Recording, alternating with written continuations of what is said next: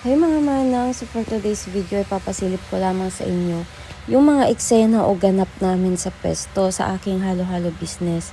So everyday nga, umagang-umaga pa lang, minsan kahit hindi pa kami bukas ay may nagpapareserve na ng bulk orders.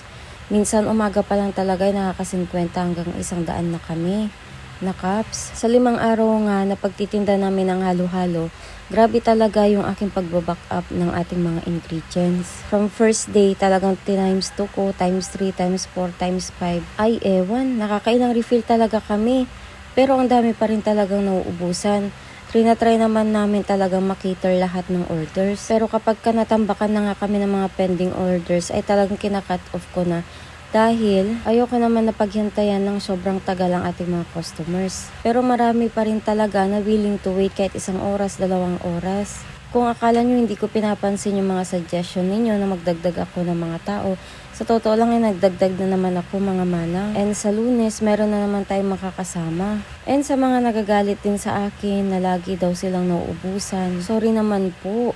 Dahil kahit ano po talagang backup ang gawin ko, kahit ilang beses po talaga akong magluto at kahit po talaga punuin ko yung mga lagayan namin ng ilang beses, ay naaabutan pa rin kami talaga. Kaya nga hindi ko po tinatanggap yung mga online reservation dahil first come first basis po tayo at priority po natin yung mga dumayo po talaga at mga nag-walk-in sa atin. Ipinapaubaya ko na po ang online orders natin sa mga trusted delivery rider natin na katulad ng Iran, Nagoo, Bitoy Express at kung sino-sino pa.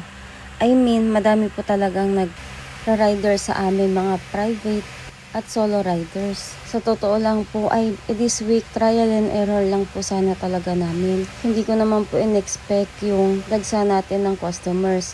Dahil halos dinadayo tayo ng magkakalapit na munisipyo. Meron pa nga from Rosario, Tubao, Aringay, Caba, Bawang.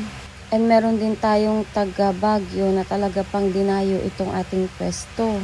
Kaya sobrang nahihiya po ako kapag hindi ko po napagbigyan lahat dahil alam ko naman po na dumadayo pa kayo from ibang lugar. At sa totoo lang kahit po mga kamag-anak ko kapag pumunta sila dito hindi ko pinapasingit.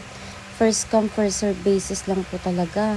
Wala pong special treatment dito. Hanggang dito na lang po ang video ko mga manang mga manong. Thank you po sa pagsubaybay sa akin at syempre sa pagtangkilik sa aking negosyong halo-halo. Open po kami from Mondays to Saturday only.